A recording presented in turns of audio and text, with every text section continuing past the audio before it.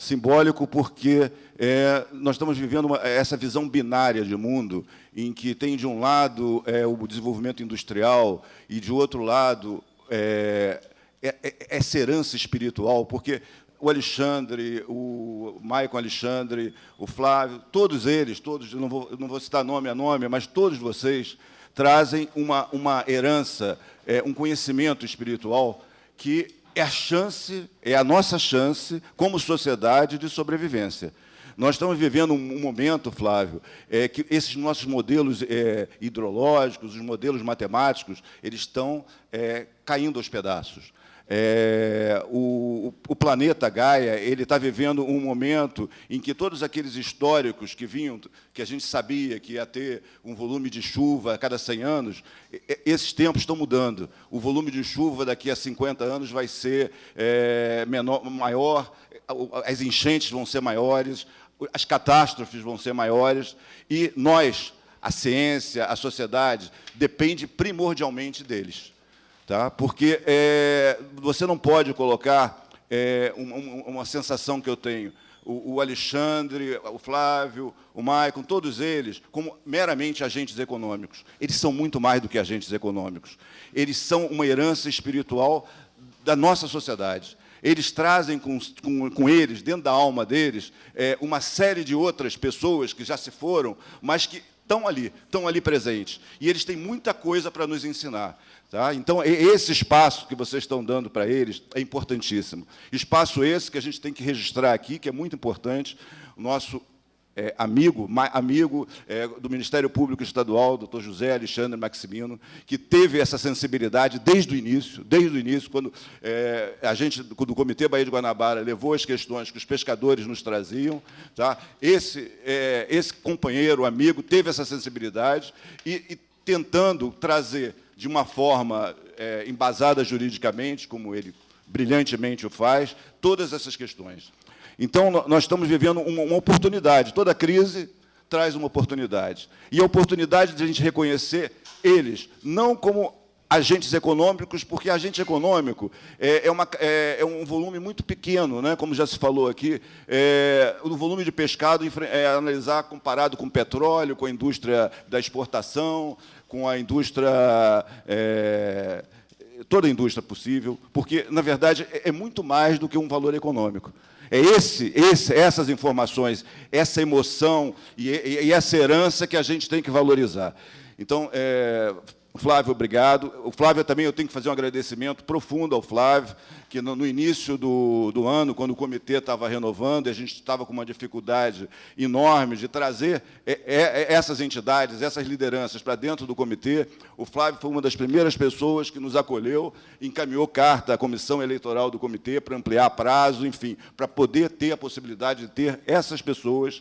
Vocês têm a capacidade de mudar essas coisas. Nós temos que reconhecer que nossos modelos matemáticos, a nossa ciência, ela está fazendo uma fase de transição. Nós não temos ainda elementos, tá, e eles podem, com as experiências, com a sensibilidade e com esse lado intuitivo, trazer mais coisas para os cientistas, para os pesquisadores, e, com isso, a gente poder dar esse salto. Realmente, essa dialética do mundo, de um lado, do outro lado, não tem espaço nesse momento que a gente está vivendo. A sociedade, todos sabem que nós vamos ter uma crise, um aumento do nível dos oceanos, isso vai ter reflexo enorme sobre tudo.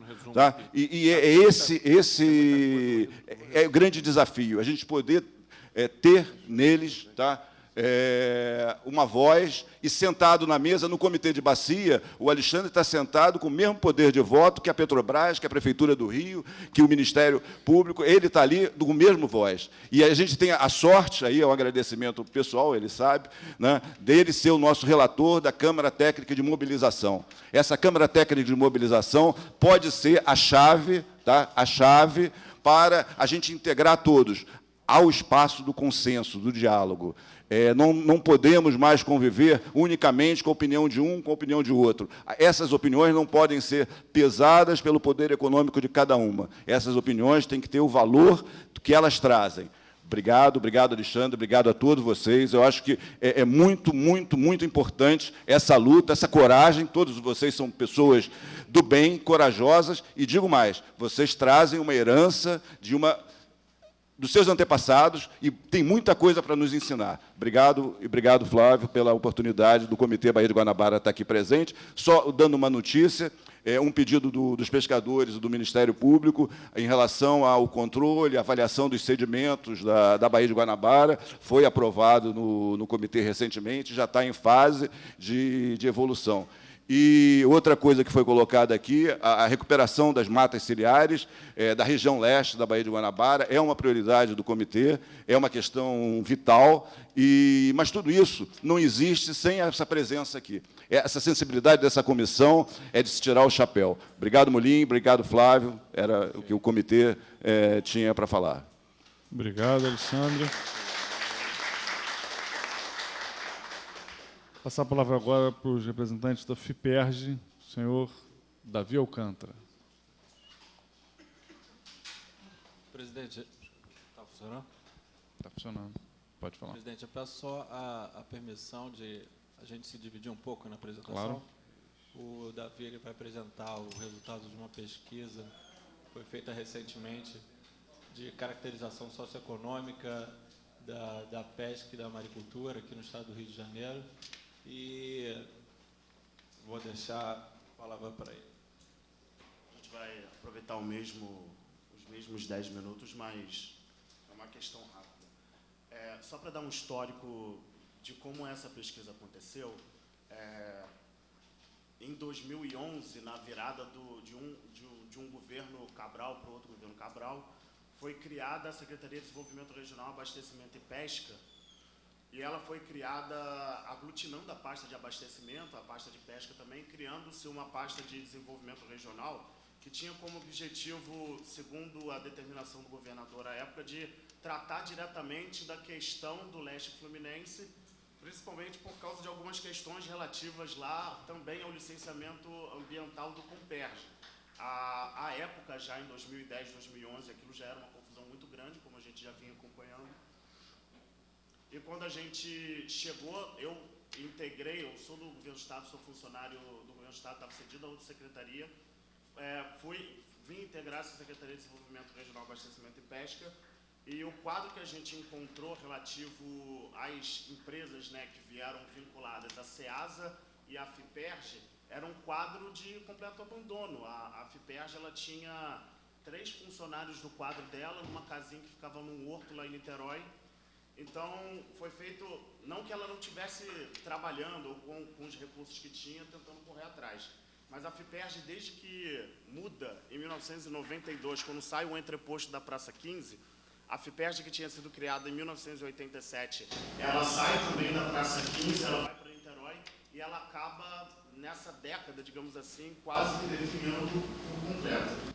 Foi feito um trabalho de reestruturação da FIPERJ. A primeira coisa que foi feita foi a realização de um concurso público que chamou, salvo engano, 88 técnicos, entre sociólogos, oceanógrafos, biólogos, zootecnistas, médicos veterinários, que hoje em dia compõem o quadro da FIPERJ, que está estabelecido em 12 escritórios regionais pelo Estado.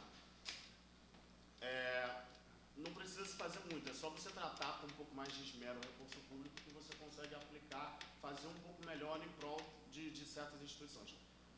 Eu, pela Secretaria, acompanhei o processo quase que de fritura que o Breno e o Maurício sofreram em relação a muitas das questões lá na APA de Guapimirim, na Zé Guanabara. Foi um momento de muita complicação, mas a Secretaria acabou, digamos assim, se organizando um pouco melhor para tentar tratar das questões relativas à pesca. Esse trabalho especificamente que a gente realizou, ele vem de um contexto que é mais ou menos o seguinte: todo empreendimento da cadeia de petróleo e gás aqui no estado do Rio de Janeiro, ele, para passar pelo seu licenciamento ligado ao IBAMA ou INEA, geralmente pede-se um estudo de impacto ambiental, pede-se, depois disso, nas idas e vindas em relação aos órgãos ambientais, surgem algumas condicionantes que têm que ser cumpridas. E muito disso, em relação ao IBAMA, por exemplo, a Petrobras, aos empreendimentos da Petrobras e ao IBAMA aqui no Rio de Janeiro, era feito por consultorias, por exemplo, a consultoria do professor tal, da universidade tal, e a gente, enquanto órgão público, a gente sempre chegou no IBAMA e falou: olha, a gente precisa ter acesso a algum dado, ter ter acesso ao que foi feito, o que está acontecendo, para a gente tentar planejar as nossas políticas públicas a partir daí.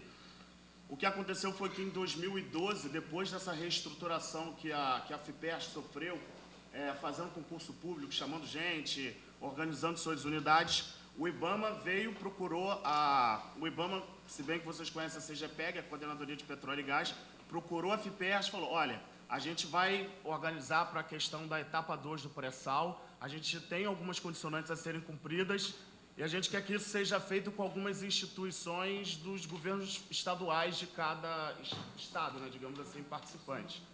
Então, no Rio de Janeiro foi constituído, digamos assim, um comitê.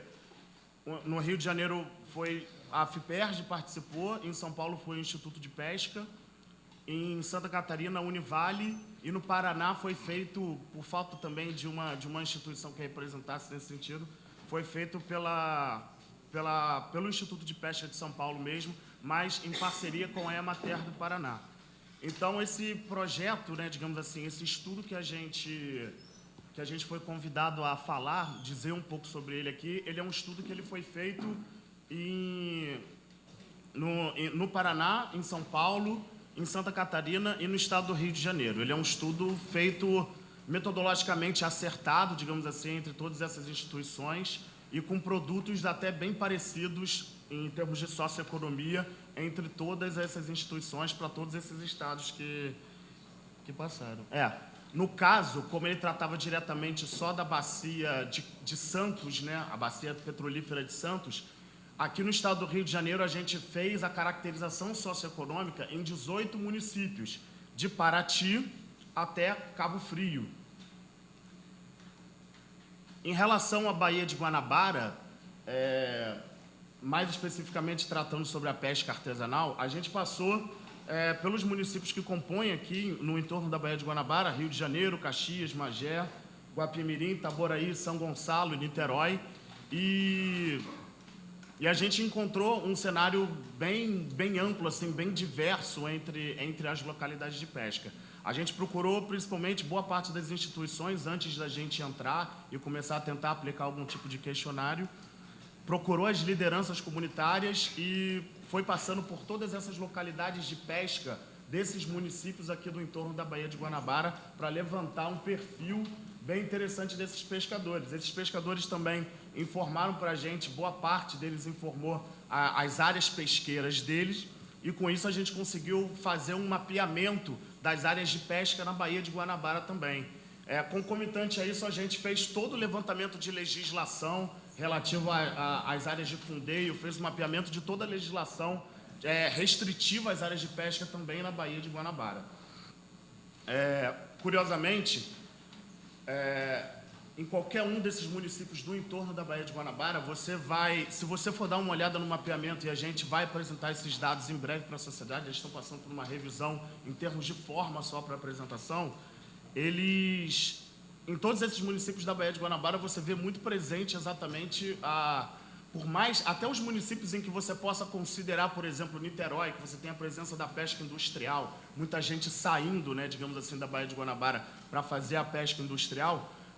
Mesmo nesses municípios, você tem a consideração da Baía de Guanabara como um polo muito importante para a atividade pesqueira. E eu acho que é uma visão da FIPERJ considerar e bater a favor da pesca na Baía de Guanabara, mais do que, até também, não tirando o peso de uma coisa e outra, mas a atividade pesqueira artesanal, ela tem que ser vista também pelas autoridades do governo do Estado como uma atividade econômica importante. Ela sustenta muita gente ao redor dessa Baía de Guanabara. Nesses estudos que a gente vai apresentar, a gente levantou, por exemplo, quantos familiares de cada um desses pescadores participam da atividade pesqueira, fez os cálculos estatísticos em cima disso, qual é a média de idade dessa localidade pesqueira, por exemplo, lá de Piedade, do bairro do Canal, qual é a média de idade das pessoas, das mulheres, como é que está a média de renda dessa população, qual é o horizonte que a gente pode enxergar, por exemplo, de futuro para essa atividade pesqueira. 8 minutos. Curiosamente também, só para fechar a parte que eu vou passar para o meu companheiro Rodrigo, nesses mapeamentos que a gente não incluiu produção. A produção a gente faz através de um monitoramento da produção de desembarque pesqueiro, que a gente chama de estatística pesqueira. Mas tem uma passagem que é interessante para vocês notarem, assim.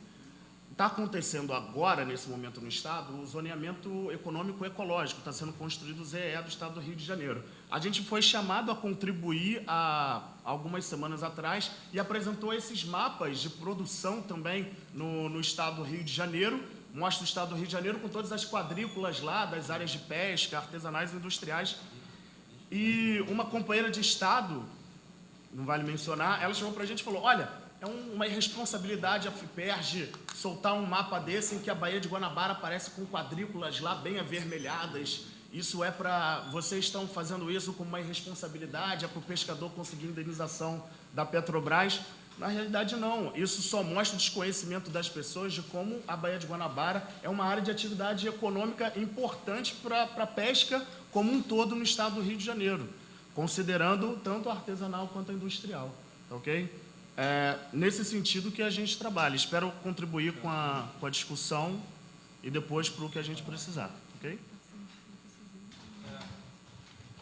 Presidente, eu peço a oportunidade de falar um pouco, porque já teve uma colega minha aqui que apresentou brevemente o estudo sobre termos de ajustamento de conduta, que a gente realizou envolvendo termos de ajustamento de conduta da TKCSA e da Reduc. Então, eu queria ter um pouco de palavra para apresentar o resultado desse estudo, se vocês me permitirem. Eu achei interessante, logo de cara,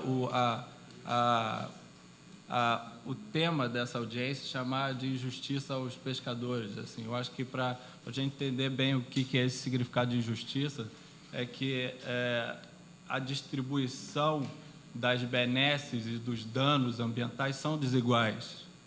Então, principalmente dos danos ambientais, impactam mais determinados grupos sociais que outros. E os pescadores são esse tipo de grupos sociais que são mais impactados e ficam numa situação de vulnerabilidade muito grande.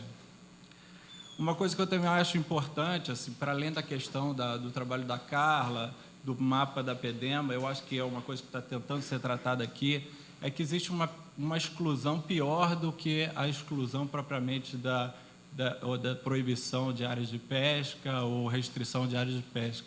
Eu acho que a pior exclusão de todas é a exclusão dos processos de tomada de decisão política no Estado, no Brasil e etc. E, de fato, isso acrescenta ainda mais esse papel de vulnerabilidade que a comunidade pesqueira estão, porque eles estão sistematicamente sendo excluídos desse processo de tomada de decisão. E o termo de ajustamento de conduta é isso. Eu acho que todo mundo que está trabalhando um pouco com a área ambiental hoje em dia teve contato, já viu o nome desse bicho estranho que chama termo de ajustamento de conduta, que nada mais é do que uma espécie de acordo ambiental de órgãos públicos com empresas, já com atividades e práticas ambientalmente agressivas ou fora das normas. E também para vocês terem importância de por que esse TAC. Um bom exemplo, a gente sabe do caso do impacto ambiental, do vazamento de óleo da Reduc de 2000, que até hoje não tem nenhuma indenização, nenhum ressarcimento para os pescadores. Esse tal ressarcimento, essa tal indenização viria na forma de um TAC. E ele seria fruto, essa mensuração do dano foi encomendada com um laboratório de uma universidade federal e que estimou em cerca de 365 milhões de reais como indenização. Só que esse estudo, que teve um caráter muito de economia verde, de mensuração, de valorar o preço da folhinha e da borboleta, ele foi contestado a metodologia pela quarta Câmara Técnica do Ministério Público Federal. Então, até hoje, o resultado de uma não indenização, de um não ressarcimento por um dano ambiental aos pescadores é fruto desse elemento extrajudicial que se chama TAC. Então, eu acho que, seguindo um pouco na linha dessa questão dessa exclusão dos processos de tomada de decisão, eu acho importante a gente ver no discurso do Alexandre uma mobilização de de trazer provas e tentar trabalhar no movimento social no âmbito judicial. Assim, eu acho que eu sempre falo que eu, como parte da Rede Brasileira de Justiça Ambiental, que também colabora com a FAP, eu sempre venho falando de que, de uns anos para cá, houve o reconhecimento de que manifestar-se, mobilizar-se coletivamente, há uma certa vantagem ou possibilidade de um resultado positivo de você ingressar dentro da parte judicial e etc. Só que esse mecanismo, essa conjuntura, se modifica a cada momento, e o TAC é um pouco essa modificação, porque é alguma coisa que se faz para além da área judicial. É jurídico, mas é para além da área judicial. Então, novamente, eu sempre chamo a atenção para os movimentos sociais atualmente para poder atentar para o reconhecimento de como é que esse termo de ajustamento de conduta é feito.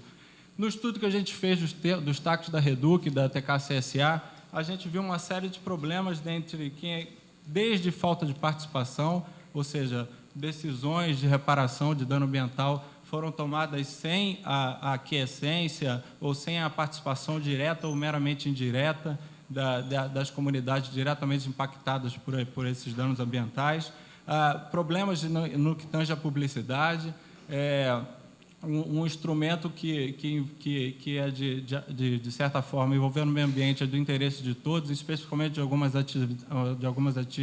grupos sociais específicos, sendo meramente publicado no Diário Oficial, como se todo mundo, alguém acordasse de manhã e fosse ler o Diário Oficial. Então, uma coisa que diz de uma comunidade, de um grupo impactado, que o critério mínimo de publicidade é publicar no Diário Oficial, e algumas poucas vezes jornal de grande circulação. E, às vezes, ainda pior, como o caso da TK-CSA, foi dada a incumbência à própria empresa dela apresentar os resultados do que ela tinha feito de cumprimento das exigências e das obrigações estabelecidas no TAC, ou seja, a possibilidade da própria empresa transformar exigências extrajudiciais em um marketing empresarial, na relação dele com as comunidades.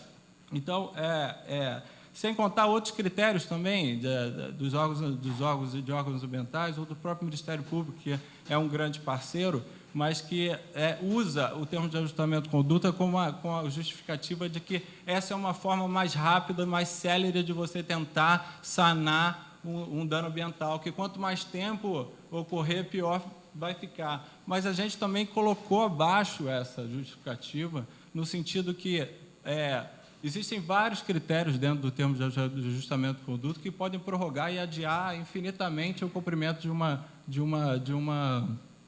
uma reparação de dano, que são os termos aditivos. Um exemplo, tem muitos casos, no caso da Reduc, termos aditivos, também no TK-CSA, casos em que uma reparação de dano específico, em função de 3 termos aditivos, vai levar de 8 a 10 anos para ser consubstancializada. Então, a importância, assim, e chama atenção, assim, que para ser pessoal, esses grupos vulneráveis, assim, o seu principal argumento não argumentar nesse sentido no teor técnico, mas sim trabalhar na ideia de que, se vocês têm interesse nesses danos ou nessas questões ambientais, se vocês participam disso, vocês têm que incidir sobre essa questão da participação. Se eu não participo desse acordo, se eu não tomei ciência desse acordo, esse acordo não tem legitimidade, esse acordo não tem validade. Então, deixo essa indicativa e posteriormente, assim, as pessoas que esse estudo resultou num livro financiado pela Fundação Harrisbol. Esse livro, ele por ser de uma fundação, por favor, ele pode ser disponibilizado para todo mundo. As pessoas que quiserem ter acesso a esse livro, por favor, me passem seus endereços, e-mails, que a própria Harrisbol passa para vocês. Obrigado, gente. Obrigado. Passar a palavra agora aqui para Estão 2 pessoas aqui que precisamos sair. Passar a palavra para o deputado Nivaldo Mulim, na sequência para o representante secretário de Meio Ambiente. Deputado Nivaldo Mulim. Boa tarde a todos e a todas. Cumprimentar aqui o deputado presidente Serafini, Cumprimentar aqui os pescadores, os técnicos, a Marinha, aqui presente. E eu gostaria de agradecer ao UERJ, especialmente ao doutor Rafael, que aqui se encontra. Está aqui no cantinho, doutor Rafael? Por favor, fique em pé. Está aqui, né? O doutor Rafael e o Alexandre, que nos proporcionou, essa semana, uma vistoria na Baía do Guanabara, por mais ou menos umas 4 horas. Né? Estivemos ali próximo à APA, de Guapimirim, Magé, naquele entorno ali. Né? E hoje já existe no Ministério Público Federal, conforme eu estava falando, um TAC, né, do governo federal, que estamos acompanhando ali entre a fábrica de Sardinha e Neves e São Gonçalo, ali do Gradim e Neves, naquela região. Temos acompanhado ali. E dizer aos pescadores aqui presentes que a comissão, através do nosso presidente Flávio Serafini, nós somos solidários a todos vocês, por isso que estamos aqui. Tá? Então, por isso foi marcada essa audiência e somos solidários a vocês.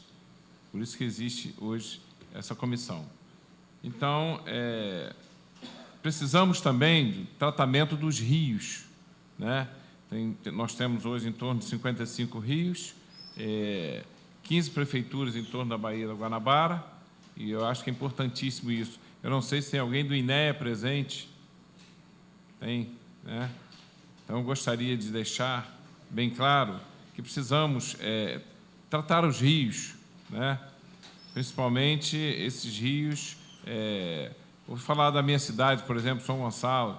Os rios estão assoreados. Então, precisamos tratar dos rios. São em torno de 55 rios. Né? Então, isso aí eu acho que já minimizava bastante a poluição. E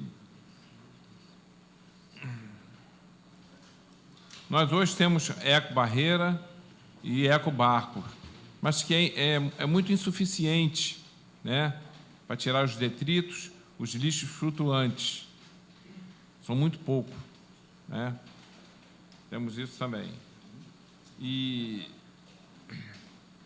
hoje não inclusive a ecobarreira e o ecolixo, o ecogari, o ecoponto, ele não trata do esgoto, né?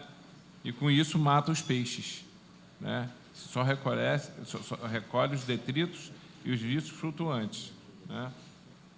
E gostaria de perguntar ao Breno, com a Comperj, a APA de Guapimirim não será atingida? Ele deu uma saidinha, né? Está aqui. Eu gostaria de fazer essa pergunta, porque eu vi o gráfico ali, não entendi bem. No caso, a Comperj, né, ali, ela atingiria a APA ali de Guapimirim? Pode ser? O deputado Molim vai ser, se puder pode responder depois. Responder rapidamente. Eu vi no gráfico ali... A área especificamente do Comperj, da planta principal do Comperj, está a 10 quilômetros lineares da APA Guapimirim. Entretanto, o Comperj não é só aquele empreendimento em si. São várias outras atividades que estão associadas a esse grande complexo industrial que, com certeza, têm influência direta sobre a APA. Uma rede de dutos que vai levar o óleo, que vai chegar até a planta principal do Comperj, toda a malha para escoamento dos efluentes que o Comperj vai gerar, a malha rodoviária que vai ser necessária para acessar matérias-primas e escoar a produção. Então, especificamente, o Comperj em si está a 10 quilômetros, mas não há nenhuma dúvida de que, englobando essas atividades que estão periféricas, são necessárias para a infraestrutura do empreendimento, o impacto é direto sobre a Baía de Guanabara e sobre os manguezais do fundo da Bahia. Ok, muito obrigado pela resposta. Eu gostaria de perguntar agora a Maria Luísa Teixeira. Tudo bem? Todos os pescadores estão recebendo o seguro defeso? Olha, que eu saiba, somente aqui em São Gonçalo, em Niterói, eles estão exigindo muita coisa do pescador. Primeiro... Mas o órgão municipal que exige? Existe. A agência. Sim. E eles chegam lá e fazem queixa, né? Falando que uma declaração, eles pedem uma declaração, que antigamente era pela Ministério do Trabalho. Então a Previdência ainda está meio perdida, porque teve uma. Não fica nas notas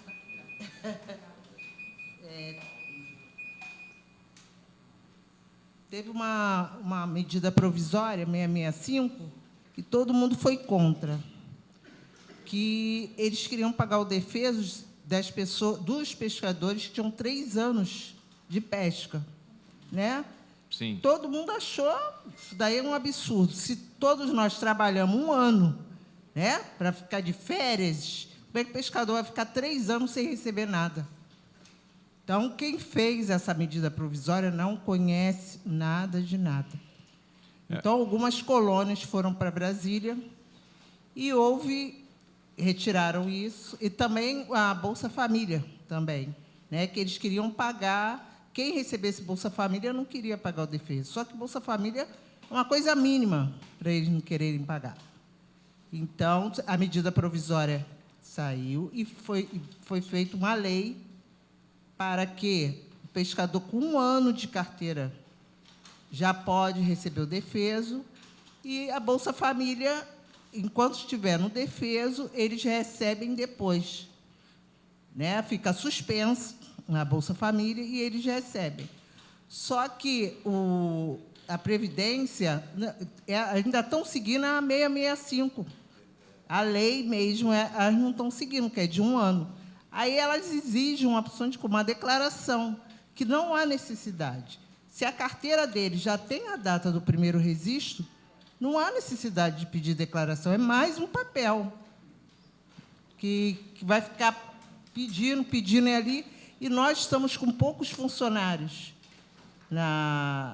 ali na Superintendência de Pesca de Niterói. A maioria ali são terceirizados, que entraram há pouco tempo.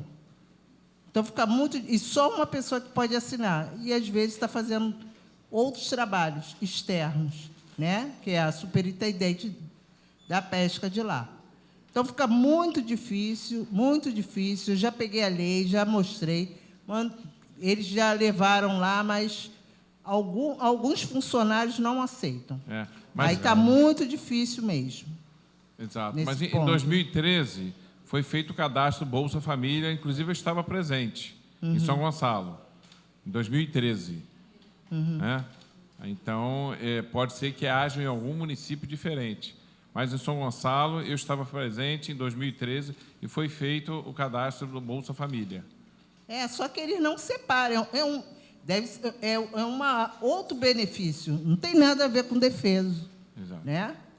Tanto é que suspende a Bolsa Família. Ele recebe o defeso, que é de 3 meses, né? A maioria 3 a 6 meses, dependendo do defeso, que a maioria das mulheres são guaiamum. Até o peixe atingiu o tamanho comercial, né? Não é isso? Obrigado pelo esclarecimento. Obrigado aí pelo esclarecimento, tá? Não, gente, eu tenho um compromisso agora no município de São Gonçalo, tenho que me retirar, e agradeço a presença de todos, o carinho, e pode contar aqui com o nosso presidente, doutor Flávio, o membro aqui da comissão, pode contar sempre conosco, vocês pescadores, tá? Muito obrigado pelo carinho, pela atenção, uma boa tarde a todos, estamos juntos aí. Obrigado, deputado Nivaldo Molim. Bom, dando sequência aqui agora... Só posso acrescentar? Mas... Aí a senhora já conclui a sua intervenção? Não chegou 10 minutos, não. Não, só quer emendar a sua intervenção, então vamos lá. Sobre... Senhora Maria Luísa Teixeira, associações dos pescadores. Eu acho que vocês são mais ativos do que colônia. Tá? Eu vejo pela prática, né? Porque eu trabalho diretamente com o pescador. Né? Eu sou do Resisto, então eu vejo. Não fico só na zona do conforto, né? Poderia dar carteira e pronto, acabou, não tem, né? Mas a gente vê a sensibilidade, então a gente também tem que participar de alguma maneira, a gente tem que participar a luta de vocês, tá? E fico muito feliz. Por alguns deles, Eu já passou, não só dali, né? A amizade já ultrapassou isso aí, tá? Gosto muito da luta de vocês.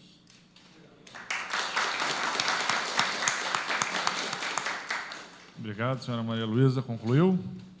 Quer falar mais alguma coisa? Senhora Maria Luísa, concluiu?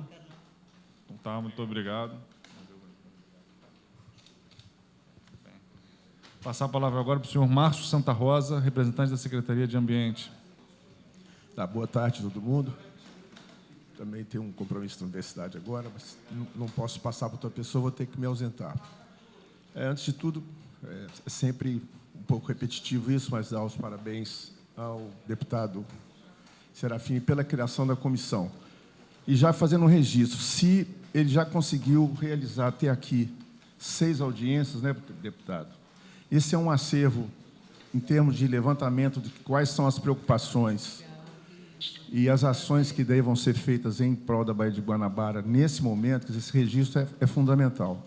Se a gente fizer um retrospecto desse trabalho que ele vem coordenando, a gente tem um registro da realidade da Baía de Guanabara que seria muito interessante a gente ter à disposição todo esse processo que você está coordenando. Eu não estou representando exatamente o secretário, de forma nenhuma, pelo contrário. Eu sou engenheiro, consultor, trabalho num projeto chamado PISAM. Carla fez uma menção ao PDBG como uma das referências. A gente espera que, daqui a um tempo, o PISAM, o Programa de Saneamento Ambiental dos Municípios do entorno da Baía de Guanabara, possa representar muito mais do que o PDBG representou, que hoje, quase falar do PDBG é quase como uma referência de um passado com um passivo negativo sobre obras que deveriam ter sido complementadas e não foram. E o PSAM, agora financiado pelo mesmo banco que financiou o PDBG, depois da meia-culpa que o banco fez por ter, infelizmente, ter sido os recursos que então foram envolvidos no PDBG não ter sido bem usados. Muita coisa ficou a dever naquela época. Houve uma avaliação desse resultado do PDBG que foi bastante negativa, mas o mesmo banco que o recurso do BID, do Banco Interamericano, é um recurso de pessoas que investem no banco em causas sociais na América Latina, né, no continente latino-americano. É interessante saber isso. Então, existem recursos hoje da ordem quase de 1 bilhão para fazer, começando um trabalho por São Gonçalo, que é a região que menos tem tratamento de esgoto hoje, com uma estação grande lá chamada Ete Alcântara, é uma bacia muito grande. O trabalho que essa unidade do PSAM está fazendo é, primeiro, levantar tudo que existe em termos de rede de esgotamento sanitário no entorno da Baía de Guanabara, que é difícil de levantar. Muitas obras foram feitas no entorno da Baía, não se tinha ideia se elas tinham ligação com os troncoletores ou não. As estações de tratamento que foram construídas e não estavam em funcionamento. Quer dizer, a gente tinha uma estrutura construída já, desde o PDG e antes, em outros programas, que não estavam sequer levantadas, mapeadas, como investimentos feitos em caráter internacional, com dívidas do Estado, mas que deveriam ser, antes de tudo, benefícios trazidos à população no entorno. Então, o primeiro trabalho que a gente está fazendo numa parte do nosso escritório lá é levantar todo esse acervo, Flávio, e isso já está sendo disponibilizado através da internet. Se vai conhecer todas as redes que existem hoje, as estações, por que elas não estão funcionando, por que não funcionaram, e quais são os planos, sim, aí da Secretaria, em parceria com o SEDAI e outros investimentos, de tentar, no tempo, corrigir essas deficiências de investimento na área de saneamento. O programa não é só isso, ele tem outras componentes lá institucionais. A Heloísa Torres, que é a nossa colega, coordena a criação de todos os planos diretores dos municípios do entorno da Bahia. Sem plano diretor, você não consegue ter acesso a financiamento para as obras prioritárias. A maior parte dos municípios do leste já tem esse plano, a parte do oeste da Bahia. Há uma integração do sistema hídrico, então foi feito um estudo de aprimoramento dessa rede. Então, isso está escalonado em termos de hierarquia de investimento, com uma responsabilidade sempre o TCE monitorando esse investimento. Tem que ter um cuidado imenso, porque a opinião pública acha que a Baía de Guanabara não tem jeito, como o Breno muito falou no começo, a Baía está viva, a gente sabe que... E isso, eu disse da outra vez que eu estive aqui, depende muito da capacidade de quem está vindo aqui de ter o interesse de melhorar as coisas no seu setor. E o que me impressiona muito, Flávio, é a quantidade de trabalhos diferentes, em áreas diferentes, que hoje existem no entorno da Bahia, mas que as pessoas pouco conhecem. Então, eu, particularmente, hoje trabalho como engenheiro num grupo que está desenvolvendo o que se chama, o que vem a se chamar governança da Baía de Guanabara. É um termo que pode ser um desses termos, como sustentabilidade, que tem uma certa força de conceito, mas às vezes perde pela forma de ser usada. O que é a ideia da governança? É partir do trabalho que existe do Comitê da Bahia, de todas as instituições como as de vocês, fazer esse levantamento dos potenciais de trabalho que existem em todos os usos da Bahia. Não existe, no nosso ponto de vista, nenhum tipo de hierarquia de que petróleo é mais importante que pesca, que estaleiro, que operação offshore, turismo.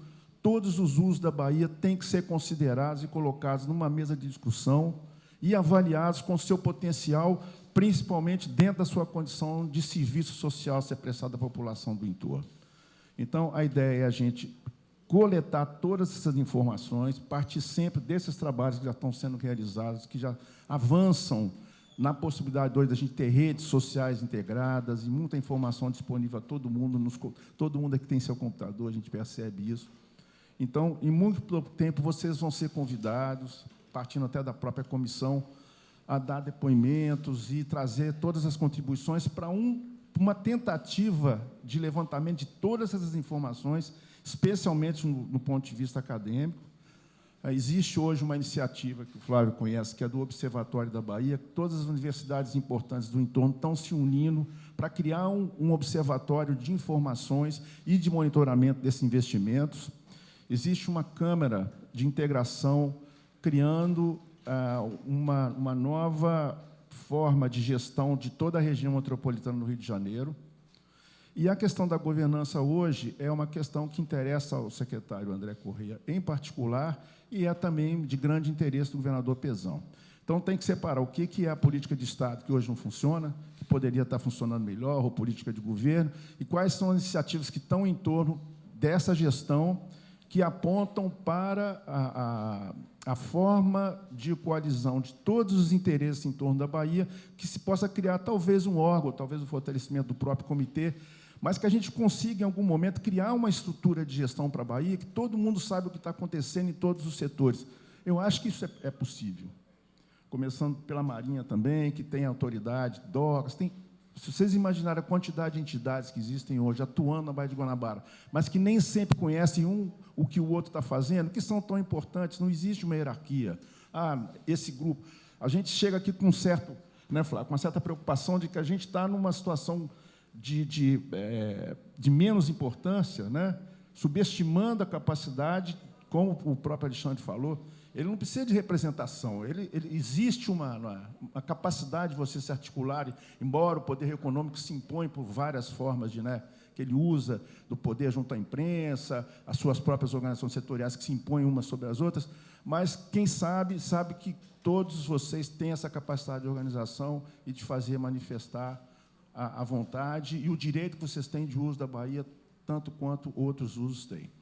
Então, é só um depoimento. Nós estamos trabalhando em torno dessa ideia da governança. A gente tem um escritório na Rio Branco, 26, 13º andar, dentro do PSAN, porque essa cooperação técnica, a gente aproveitou que existia essa estrutura criada para o saneamento, para desenvolver essa proposta de governança, que o Flávio sempre vai contar com a gente como uma forma de contribuição dentro do que você está realizando aqui com os outros deputados. Então, muito obrigado, viu? Obrigado, senhor Márcio. Peço que leve meus agradecimentos à Secretaria de Ambiente, que tem comparecido sempre aqui aos nossos debates, e peço também ao senhor capitão de fragata Azevedo, que já antecipa o meu agradecimento e lhe passo o uso da palavra. Acho que o objetivo aqui do convite é a Marinha tem autoridade sobre a navegação, e isso tem uma questão que diretamente relacionada com esse debate que a gente está fazendo. Boa tarde a todos, excelentíssimo senhor deputado. Quero agradecer em nome do comando do 1º Distrito Naval o convite que foi feito ao comandante da Marinha e que designou o meu comandante para atender o convite da comissão. No papel da autoridade marítima em relação aos empreendimentos dentro da Baía de Guanabara e aos fundeadouros que são estabelecidos, é preciso ficar claro que o tratamento que nós damos ao assunto em relação à segurança da navegação e o ordenamento do tráfego aquaviário. As questões relativas ao meio ambiente ou questões de caráter cunho social, político, elas são tratadas por outros órgãos e outros entes, e isso é o que nós fazemos em termos de averiguação. Isso está escrito em normas da Autoridade Marítima e estão à disposição no site da Diretoria de Portos e Costas.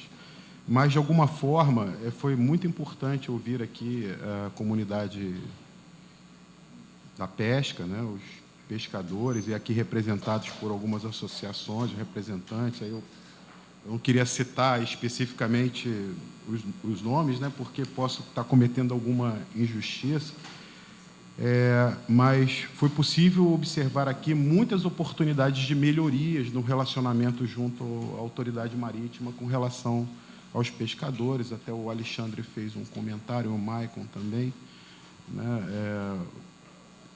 O vídeo que foi apresentado aqui, Alexandre, eu gostaria muito de recebê-lo, porque ali tem coisas que podem parecer uma coisa e outra, porque o navio, quando ele está recebendo carga, aliviando carga, aquela água que se vê saindo do navio é uma água que vem de troca de água de lastro a mais de 150 milhas, e aquilo ali é próprio para fazer o carregamento do navio, mas não estou afirmando que não é algo irregular.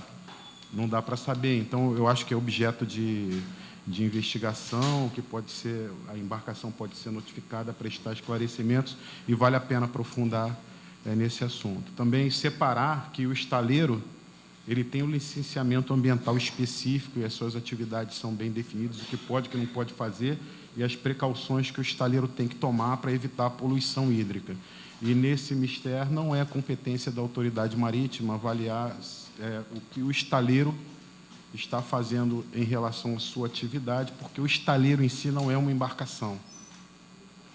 Então, existem alguns pontos de contato que, apesar de não ser uma competência direta da Autoridade Marítima, nós não nos furtamos a receber a denúncia, avaliar se é ou não de nossa competência, encaminhar ao órgão responsável. Eu tenho certeza de que isso nós podemos fazer. Então, são aquelas oportunidades de melhorias que eu vi.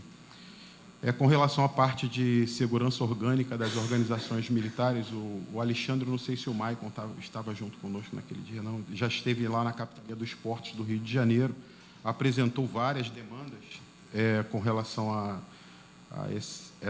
esses atritos com segurança orgânica de organização militar. Nós tivemos uma orientação com relação ao contato direto com os comandantes dessas organizações militares, para que, de alguma forma, algum procedimento fosse estabelecido. Haja vista que não há como o próprio Maicon disse, né, não há como separar efetivamente aqueles que estão indo fazer o seu trabalho, e existem outros casos de invasão de área militar. Então, isso nos preocupa também, e eu acho que é um trato que precisa ser dado ao assunto com muito mais delicadeza, e eu entendo que o capitão dos portos do Rio de Janeiro e o comandante do 1º Distrito Naval estão à disposição para levar esse assunto. E queria deixar aqui, para encerrar, visto todo esse trabalho que Vossa Excelência tem promovido, junto com toda a comunidade de pesca, deixar aqui uma pequena frase de um fabulista francês, Jean de La Fontaine, no livro O Velho e Seus Filhos: toda força será fraca se não estiver unida. Então, os senhores estão de parabéns.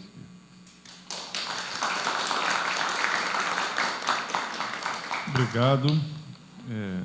Senhor Azevedo, até colocar a gente na comissão, tem realizado visitas técnicas, né? Como eu disse, fizemos na semana passada com o MACUA, estamos combinando também de fazer uma com os pescadores, e gostaríamos também de combinar com a Marinha, se poderíamos depois combinar de fazer uma visita técnica, porque com vocês em especial, a gente pode transitar por áreas da Baía de Guanabara que a gente, num barco civil, não poderia. Então, a gente já antecipa aí que vai fazer esse contato, que é importante esse mapeamento, essa visita em loco, para a gente poder conhecer mais a fundo a Bahia, com vistas aí à produção desse nosso relatório. A gente sabe que estamos tratando de uma série de usos, de conflito, de uma dificuldade de gestão, né? Acho que a Marinha, nesse sentido, tem sido muito transparente de dizer que o que lhe compete é essa questão, né, da segurança e do ordenamento, que a questão ambiental não seria exatamente o papel da Marinha, e a gente tem a preocupação que as áreas de fundeio, por exemplo, então, que a Marinha autoriza ou não autoriza junto à DOCA, não tem a questão do impacto ambiental, porque isso não compete à Marinha fazer, mas também não compete a nenhum outro órgão, né? E aí, né, acho que a gente tem o desafio, inclusive, de pensar uma, né, nova normatividade que nos permita relacionar mais esses casos. Então, muito obrigado aqui pela presença e já fica aí essa nossa solicitação para que possamos depois realizar uma visita técnica, né? Gostaríamos de ser guiados pela Marinha nessas áreas da Baía de Guanabara. Então, agora, rapidamente, passando a palavra para o senhor Marcos Vale, do INEA. Márcio.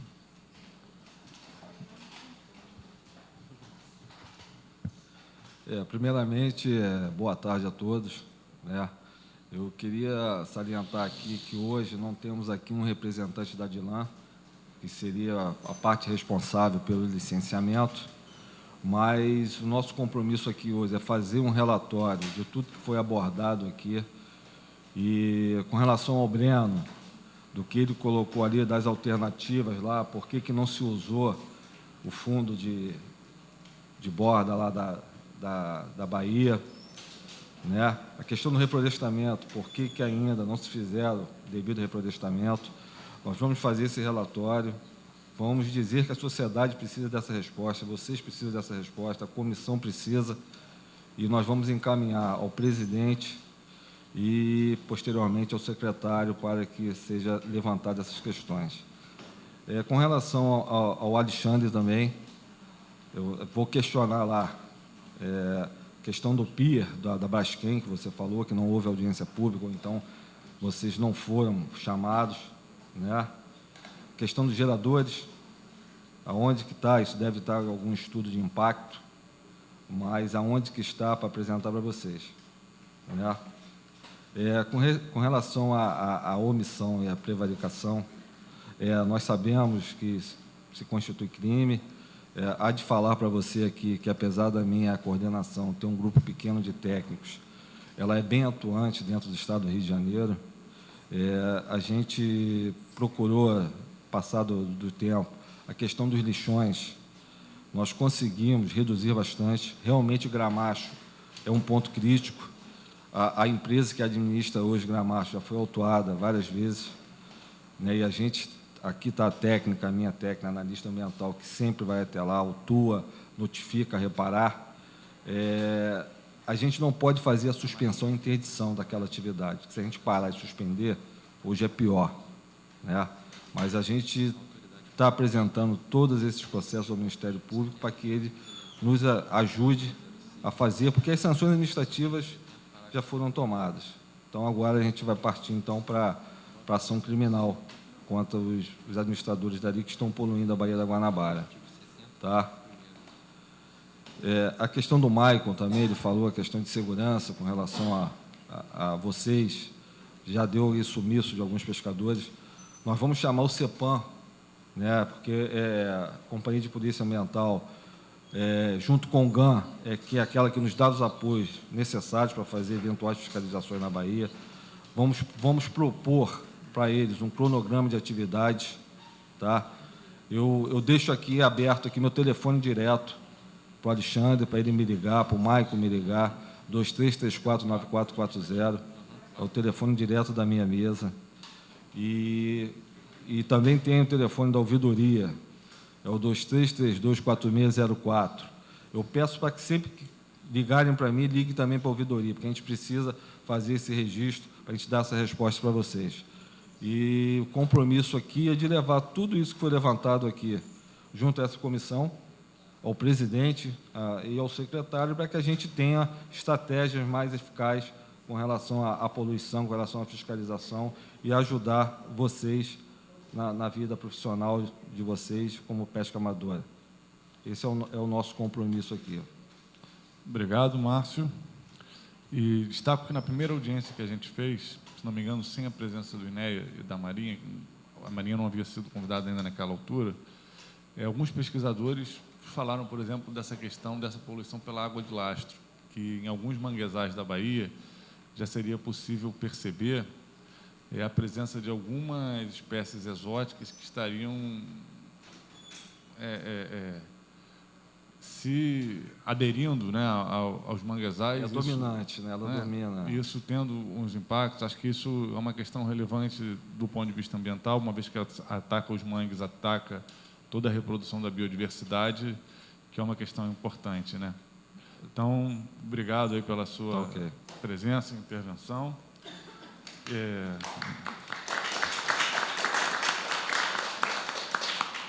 Essa altura aqui já é tanta gente. A senhora Carmen Lucarini está presente?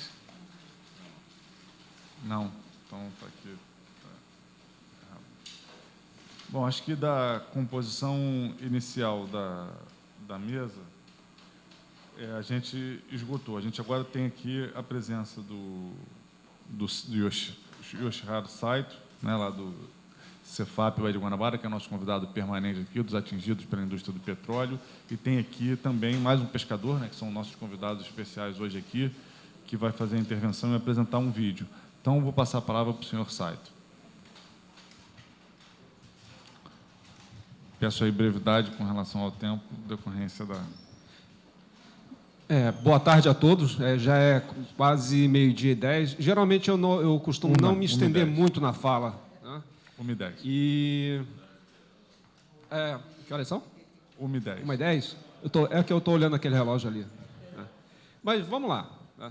Eu vim com uma ideia de fala hoje, em que eu trouxe um pendrive cheio de dados, cheio de gráficos aqui, só que quando eu adentrei essa sala, eu mudei de ideia.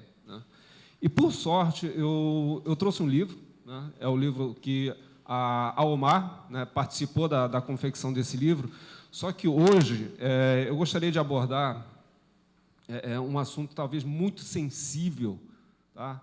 Em relação a pessoas que se foram dentro da luta. Tá?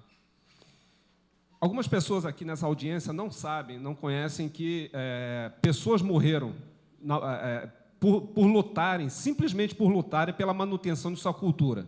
Né? E eu vou citar aqui os nomes. Né? Almir Nogueira de Amorim, João Luiz Teles Penetra, o Pituca, Márcio Amaro, Paulo Santos Souza. Alexandre, por favor, complemente o nome dos dois. Paulo César Santos Souza. E...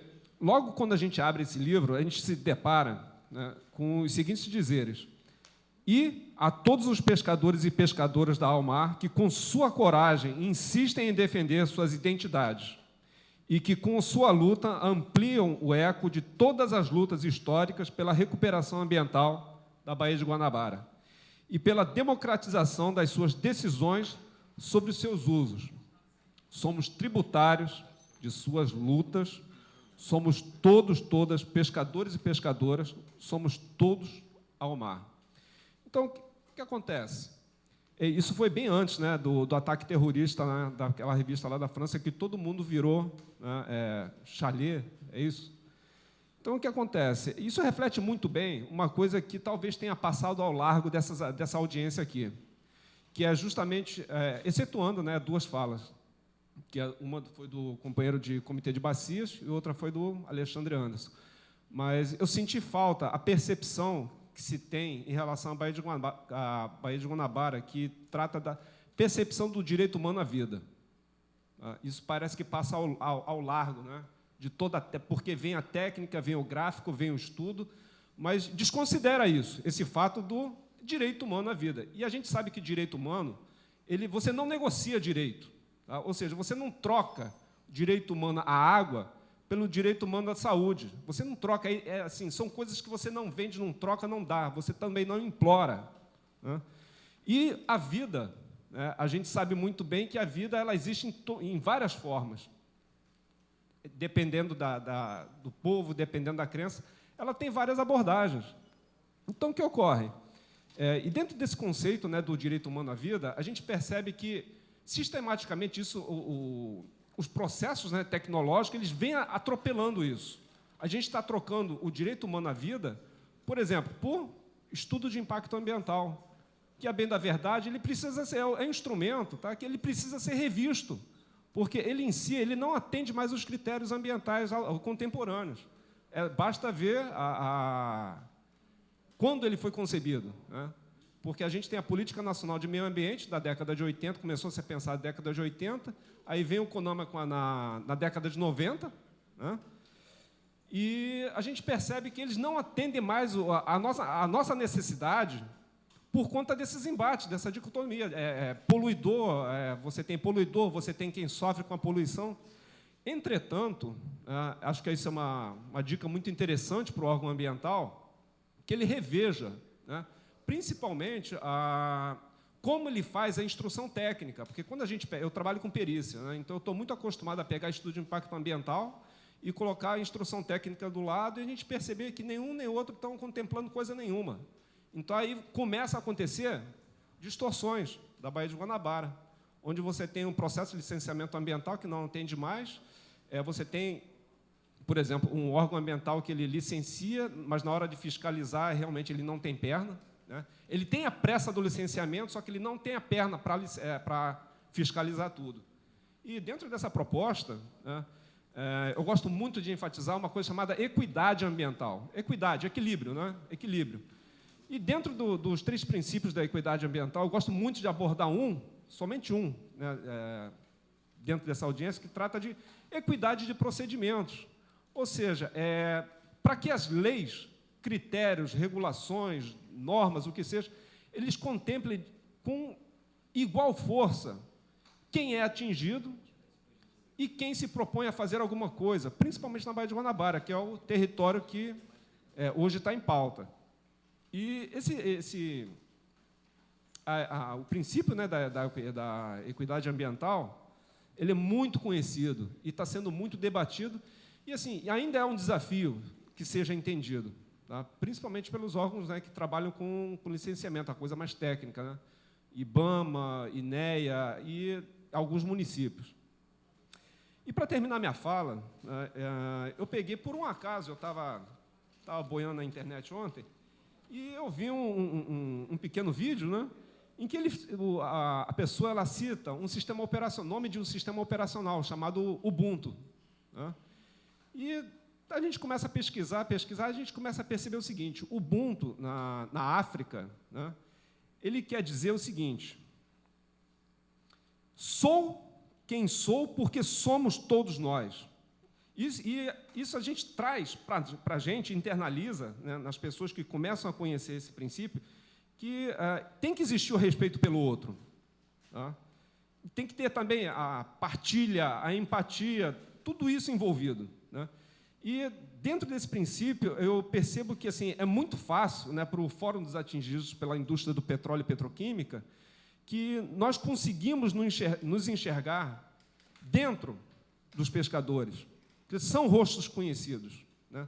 São rostos conhecidos, são demandas que é uma linguagem que a gente consegue entender e a gente consegue se ver neles.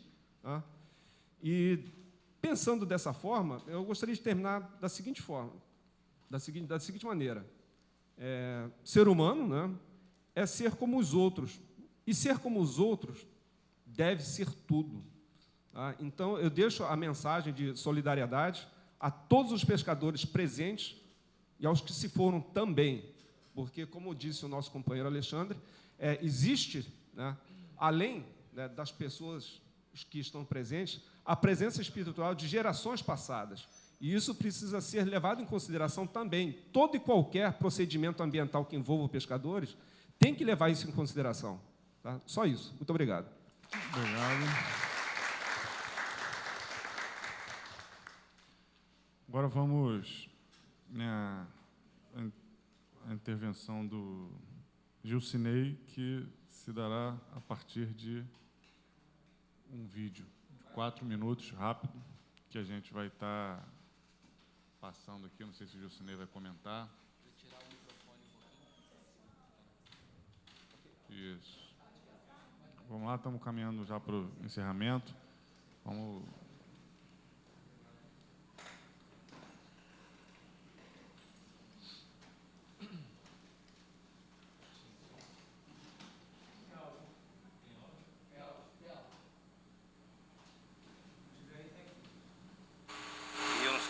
Volta aí, por favor, cara.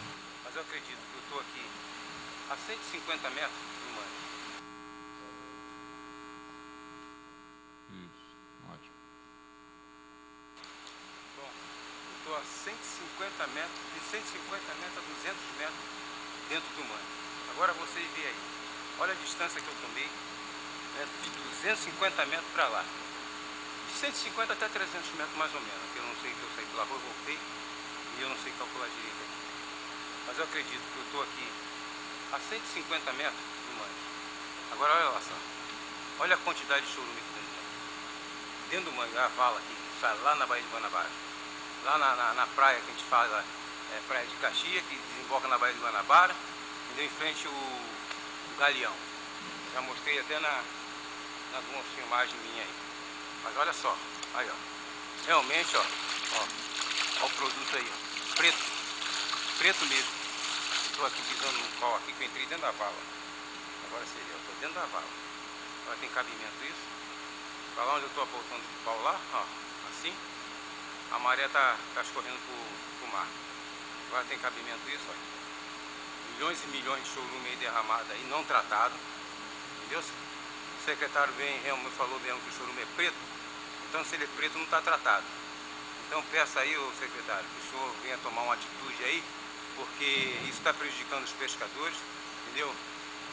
E a prefeitura, que o prefeito falou que tinha multado a empresa, entendeu? Deu uma nota à Record que tinha multado a empresa, mas infelizmente em menos de pouco dia já tiraram esse dinheiro aqui, jogando ainda mais o produto nas costas do pescador. Então, ô prefeito, o senhor também tem que tomar aí umas providências aí contra essa empresa, porque isso aqui não pode continuar, não. Nós estamos perto da Olimpíada de 2016, entendeu? E isso está acontecendo dentro da Baía de Guanabara. Então a gente pede aí a...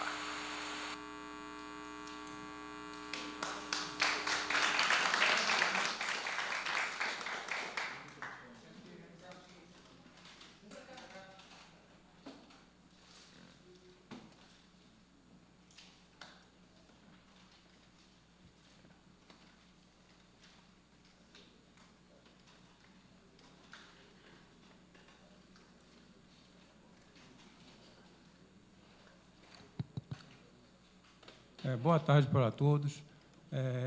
Eu agradeço muito aqui a Deus a presença de todos vocês aí, porque a gente sabe que o negócio é complicado. Tá? Então, a gente pede a Deus aí para quem vem guardar a vida de vocês. Eu acredito que todos aqui estão interessados em nos ajudar, os pescadores. Tá? Eu agradeço muito aqui a presença do deputado Flávio Cefarini, né? E todos aqui, órgãos, né, competentes aqui, porque a gente está... Quando eu senti que houve... alguém ligou para minha casa, que a moça ali ligou para mim, entendeu? Eu me senti desanimado, porque eu não podia falar. Eu só podia fazer o quê? Desculpa, eu estou só agradecendo a presença de vocês. Tá? Eu sou o Gilcinei, presidente da Colônia Duque de Caxias. Hoje eu sou atual presidente da colônia. Tive uma guerra, uma batalha, uma luta para trazer essa associação Colônia para Caxias, que ainda não transformamos ainda na colônia, mas eu acredito que pessoas aqui vão nos ajudar. A dona Maria ali me deu um bom conselho, entendeu? Como se constrói uma colônia. Então, eu vou seguir o conselho dela. E outra, eu gostaria também de pedir aqui a Marinha também, tá? Meu nome é Gilcinei, já apresentei, sou pescador de Duque de Caxias há 35 anos. Tá? Alguém pode se lembrar disso aqui, tá na internet, tá? Eu tenho todo cópia aqui para passar para vocês, para ver na internet, no YouTube. Então, eu estou aqui denunciando esse crime desde 2010, desde a Câmara de Vereadores. E eu estou vendo que a coisa está feia. E eu vou dizer uma coisa para você.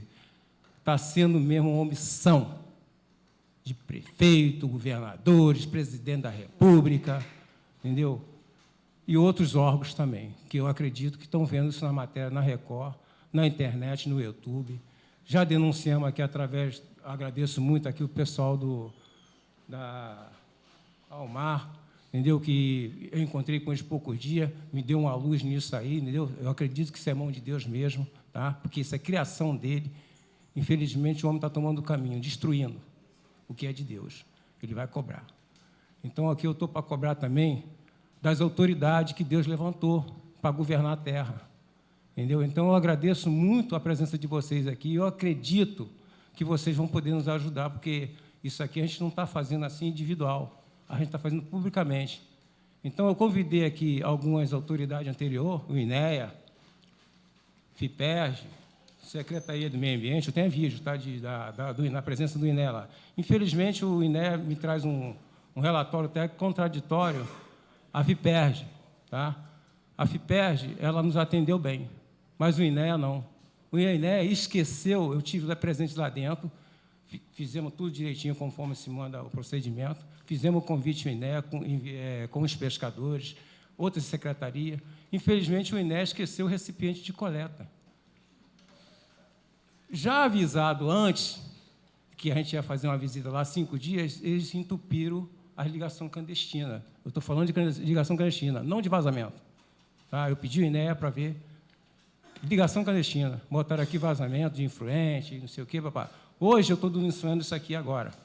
Eu tenho um vídeo pronto aqui, está no outro pendrive. Uma tragédia anunciada. Os piscinões que estão lá dentro instalados, do tamanho do Maracanã, que já fizeram 2. Um jogando para o outro, mas só que na hora que eles soltaram, transbordou tudo, foi para o Rio Sarapuí. Passou direto, prejudicando a vida marinha, dos pescadores.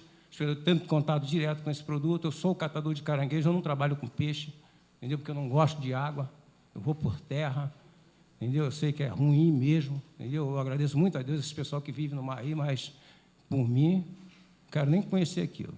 5 segundos, 1 hora que eu estive lá dentro, lá, eu não quero nunca mais saber daquilo. Agora, outra coisa aqui que eu queria pedir também, deputado, que o senhor convidasse também, né, quando acontecer essas reuniões aqui, ou essa assembleia, que convidasse alguém de Caxias. Eu não vejo isso. Eu não vejo ninguém de Caxias. Se puder rodar, tem vídeo, tá? Esse é um vídeo. Eu estou denunciando hoje, entendeu? Os 2 piscinão, que se der uma chuva de hoje para amanhã, daquela que está dando em Rio Grande do Sul, ou que deu algumas em Petrópolis, infelizmente, a nossa pesca vai ser exterminada. Nós já fomos sendo exterminados de uma incompetência de alguns governantes há décadas. Piscinão de chorume, é isso? Isso. Produto de chorume, chamado oriundo, eu não sei como é, eles botam um nome lá, que inventam um nome lá, mas eu sei que é perigoso. Então, eu estou pedindo aqui o INEA, entendeu? Aproveitando aqui essa assembleia aqui, pedindo o INEA para convidar os pescadores para mostrar a ligação clandestina. Nós não estamos falando de vazamento, entendeu? Tá? Tem vídeo, tá? É só passar que vocês vão achar um vídeo. Vai apertando que vai achar o vídeo. Entendeu? Essa corda é uma ligação clandestina que eles fizeram, que a máquina ia à noite lá abrir para soltar isso aí para a Baía de Guanabara. Eu tenho filmagens desde 2012, entendeu? Isso aí é uma foto, mas tem assim, mas pode mexer que ela vai aparecer o vídeo, tá? Vai chegar num vídeo, vai aparecer o vídeo do INEA também aí. Vai catucando aí que você vai achar. Obrigado, desculpa aí, tá? Então, eu estou denunciando hoje, tá? Uma ligação... Isso aí, ó. Isso aí, aonde tem aquela corda, isso aí está dentro para a Baía de Guanabara, isso aí. Eu denunciei isso aí, eles fecharam. 5 dias antes, depois ia fazer a visita ao lixão, mas a gente tinha falado com o prefeito para a gente esperar para comunicar ao INEA. E deu tempo, a gente ia fazer na segunda-feira, fizemos na quinta, eles fecharam tudo. Entendeu? Aquilo ali é ligação clandestina. Tem outra que está rolando direto, dia a dia. Se eles fechar aquela ligação, o piscinão, que eles falaram, 2 piscinão, vai transbordar, já está transbordando. E outra, fizeram a contenção com o lixo. E outra, 3 quilômetros de rua de pedra, com manguezal, descartando o chorume por debaixo. E outras, tem umas ligações lá do gás, da Gás Verde, entendeu? Que é falsa aquelas ligações. Eles têm que montar ali um recipiente que venha coletar aquilo ali de caminhão, entendeu? É o resíduo do gás, aquilo é químico, É uma química direta lançada no meio ambiente. Quem passa pelo rio Sarapuí sente um cheiro e já passa mal. Eu passei mal, fui parar no hospital, tive um súbito, entendeu? Tenho filme, tenho tudo, está tudo guardado para apresentar um documentário aí que, se quiser fazer ou qualquer coisa assim, eu estou à disposição. Eu estou defendendo a minha classe, lutando pelos pescadores, pelo meio ambiente, entendeu? Eu estou vendo muitas pessoas que se dedicando a isso mesmo, entendeu? Mas a gente está vendo muitas pessoas omissas, principalmente os governantes, alguns governantes, entendeu? Então, eu agradeço muito aí a Deus aí o empenho de vocês, entendeu? Tá? E a gente quer avançar mais, entendeu?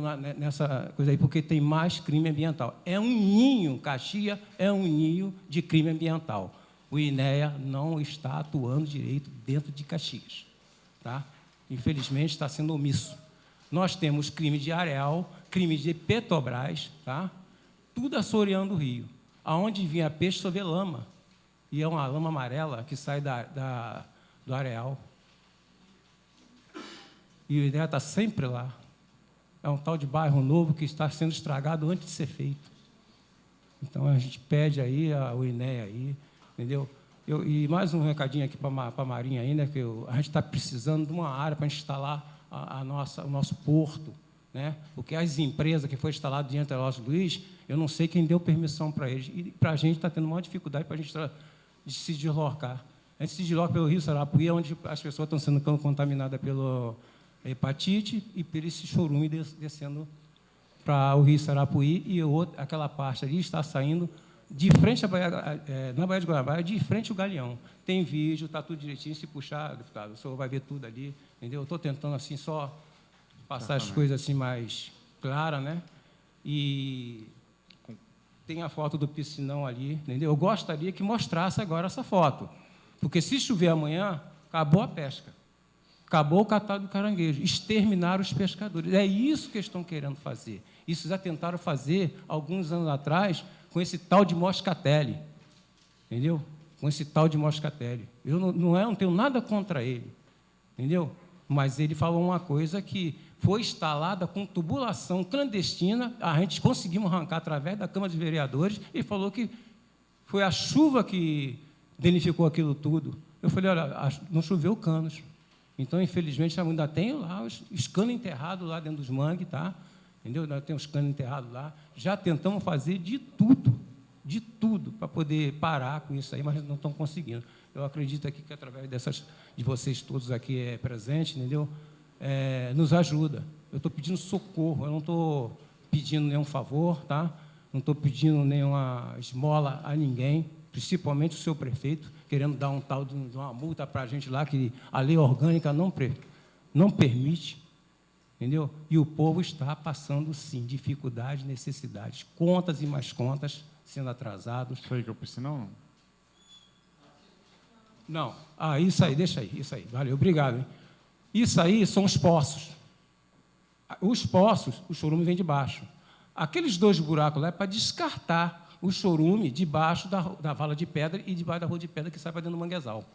Tá? Aqueles 2 buracos lá é maldade. Isso aí também é maldade.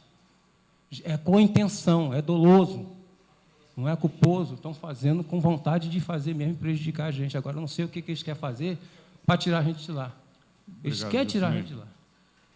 Pedir para concluir e para encaminhar para a gente todo esse material para a gente ver como é que pode ajudar, sim, cobrando dos órgãos competentes estou à disposição. a fiscalização. Entendeu? Eu gostaria aqui de ver se alguém convidava, né, alguma secretaria de Caxias. Eu não estou vendo ninguém representando Caxias. Semana passada até estiveram aqui, mas é porque realmente a gente tem uma limitação, né? Já é 1h30 da tarde, a gente tem essa série de atores. Obrigado, desculpa. Né?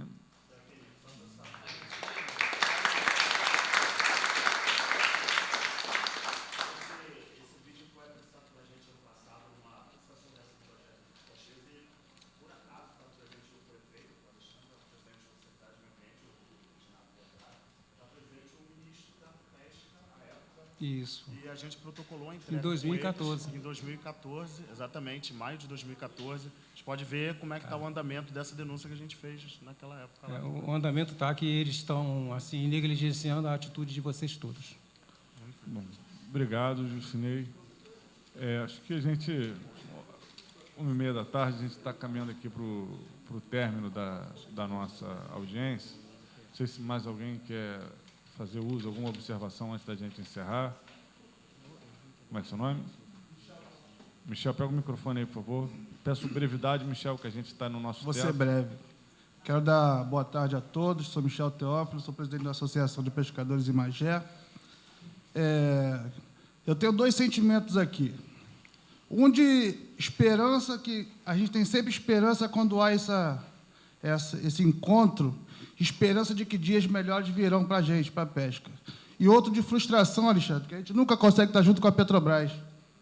A Petrobras nunca está junto em encontro nenhum. E é o nosso maior problema hoje na Baía de Guanabara. Tenho muita tristeza de ver a pesca hoje. A gente é abandonado, a gente não tem companheirismo de órgão nenhum. Eu quero citar a Maria, do Ministério da Pesca, que é uma colaboradora nossa. Nos ajuda muito. Maria, você é de órgãos federal, municipal, estadual, você é a única que hoje eu parabenizo, que nos ajuda em todas as formas. Então, parabéns para você. E fora isso, presidente, a gente é muito largado. Eu vejo com tristeza que a minha família é toda da pesca. Meu tataravô, meu avô, meu pai e eu, a gente foi todo da pesca. Meu filho, eu não sei se vai poder ser, porque na medida que as coisas vão acontecendo, a gente vê só o fim, a gente só enxerga o fim. A gente não vê, a gente vê pescador sendo punido. Eu tive lá um pescador nosso que foi punido por estar com 3 quilos de peixe, 4, que a fiscalização achou que estava fora do tamanho. Mas a gente não vê esse mesmo empenho em punir as poluidoras. O pescador é punido, mas o órgão que pune o pescador não pune a Petrobras. O pescador acha isso tudo aí, mas os órgãos fiscalizadores não acham. Não sei por quê. Alguma coisa existe, porque os órgãos não acham. Então, a gente tem que levantar, Alexandre, porque com os órgãos que tem que fiscalizar, a gente não pode contar. Definitivamente, eu acho que tanta denúncia, tanto que aparece aí. Então, Alexandre, como você falou bem, nós estamos unidos, estamos juntos na luta, porque eu acredito que essa comissão vai poder nos ajudar muito. Agora, em relação aos órgãos fiscalizadores, é muito triste, eu estou vendo aqui a FIPERJ, eu, junto com um grupo de pescadores, nós fomos vítimas lá de preconceito, eu entendi assim, que um grupo de pescador foi lá para tirar DAP, aquela coisa toda, uma enganação, aquilo que não funciona, a verdade é essa, na prática não funciona, e uma técnica da FIPERJ, que está lá para orientar e para ajudar, sabe o que ela falou, Alexandre, dos pescadores? O pescador está com o filme queimado. Eu saí de lá triste, aquilo acabou comigo, nunca mais eu voltei lá. Larguei de documento que estava lá, como é que pode um órgão que está ali para ajudar, para orientar, chegar e falar assim, o pescador está com o filme queimado. Eu falei assim, eu nunca ouvi dizer que o advogado está com o filme queimado, que o médico, que o pedreiro, que o padreiro. Por que o pescador está com o filme queimado? Se um teve problema, ele que resolve o problema dele, você não pode botar todo mundo junto. Então, o pescador é tratado dessa forma. Entendeu, deputado? A gente é tratado assim, a gente não tem apoio. A Maria sabe, tinha um órgão aí, foi criado o ministério, acabou o ministério, a gente não sabe para onde vai, onde fica, o que vai acontecer. Eu só vejo, Maria, você lá perdida. Toda vez que a gente vai lá, eu te vejo perdida. Entendeu? Fora isso, deputado, eu já fiz o agradecimento e deixar aqui a minha tristeza que os órgãos que deveriam nos ajudar, pelo contrário, a gente é vítima de preconceito, como eu sofri dentro da FIPERJ com os pescadores, e os órgãos que deveriam fiscalizar isso tudo que acontece aí não fiscalizam. Só isso, gente. Obrigado por suas palavras. Boa tarde para todos. Meu nome é Márcia, eu represento a entidade Associação dos Caranguejeiros de Magé. Agradeço a oportunidade de eu estar aqui, ter sido chamado pela senhora Carla, pelo deputado também, e pelo Alexandre, que está sempre com a gente na comunidade. E a gente tem passado muitas afrontas. É afronta com empresa que entra, é praca dentro do mangue que as empresas botam que não querem que os pescadores entrem para pescar, entendeu? E é muita coisa. E quando chega na hora dos pescadores ser esclarecido com as problemáticas que estão acontecendo, os pescadores ficam sem esclarecimento nenhum. pescador não tem esclarecimento por que ele não vai receber o defeso. Nossa comunidade é só de caranguejeiros, e a gente não está podendo pescar, está todo mundo sem pescar porque o caranguejo está no defeso. Tem gente passando fome porque não tem como pegar caranguejo, porque se pegar pelo menos 10 caranguejos tem risco de ser preso.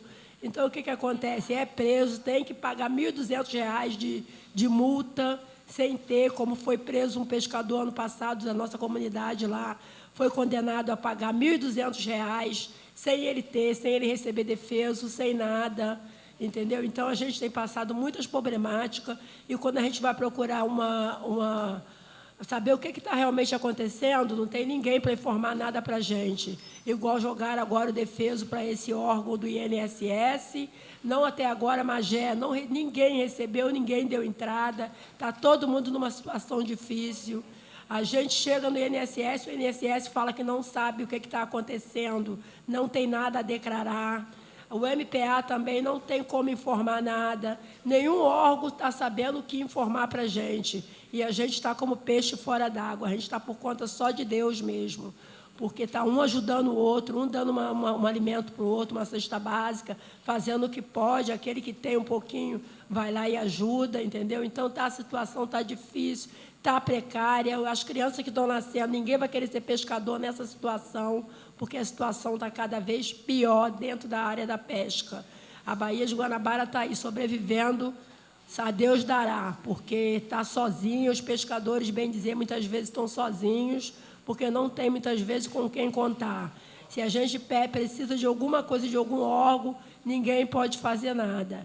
A gente precisa... Eu tenho lá um terreno de uma associação que a gente ainda não tem a sede, precisa de um aterro, nenhum órgão pode liberar, o INEA não pode liberar, o IBAMA, ninguém pode liberar. Aí, quando a gente vê as empresas botando até placa, empresas lá botando placa que está cedendo aterro, querendo aterro, procure a gente, vamos combinar o preço. Tem placa lá dentro de Magé acontecendo isso.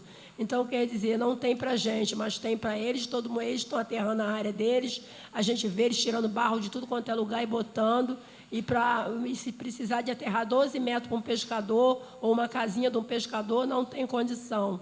Então, para o pescador, nunca tem nada, nunca pode nada. O pescador está aí morrendo de fome, esperando alguma autoridade que possa nos ajudar. Eu agradeço.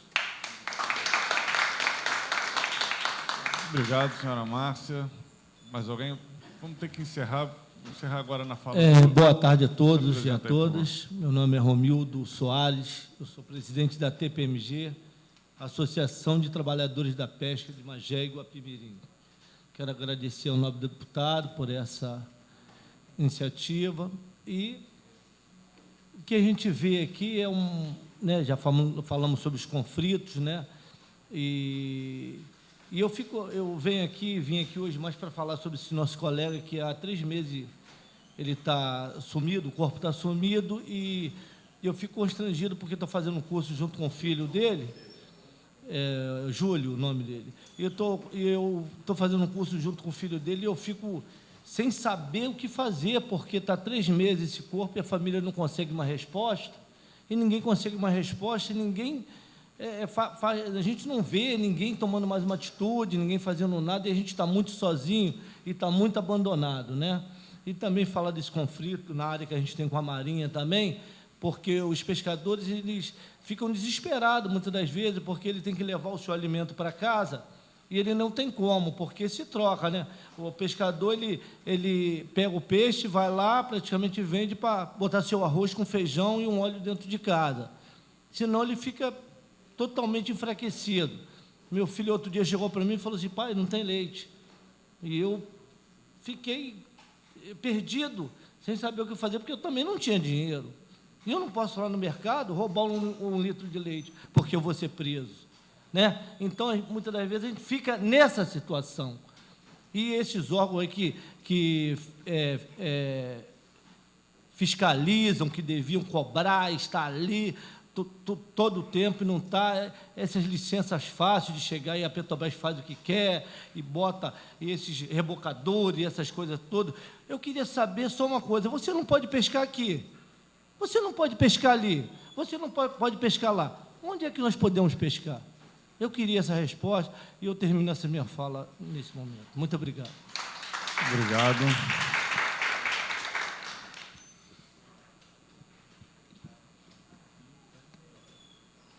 Boa tarde. Eu sou Maria Marli do Nascimento, faço parte da Associação Mulheres e Pescadores do Mar. O que foi citado agora no momento está acontecendo também na nossa comunidade, como eu líder da comunidade, eu conheço ali Mauá há muitos anos.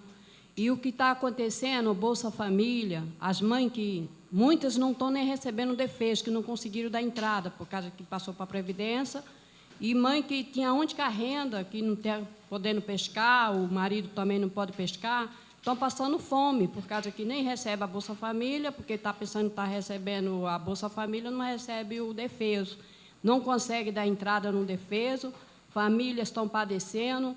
Eu, como esse trabalho social junto com o Alexandre, que fui convidada aqui por o deputado, e a Carla também convidou, eu peço com emergência, porque veja o lado das famílias pescadoras lá em Mauá, na Baía de Guanabara, que está uma calamidade. O que nós estamos fazendo, reunindo a comunidade, eu com o trabalho social, eu vou no SEASA, tem um irmão que se dispõe um caminhãozinho, uma vez na semana a gente põe a legume para diminuir a necessidade na casa dessas pessoas, desses pescadores, dessas pescadoras, porque são famílias realmente que estão passando por dificuldade, eu tenho conhecimento disso. Eu sou uma delas que fico todas as quinta-feiras, de 2 às 4 da tarde, distribuindo aquela cesta de alimentos que vem do SEASA, que é adoado. Eu, como missionária, eu tenho condições, fui lá e estou contando com isso, para diminuir um pouco a necessidade, porque nós não temos onde pescar. É como o irmão citou ali, nossos filhos, eu sou filha de pescador, meu pai era pescador,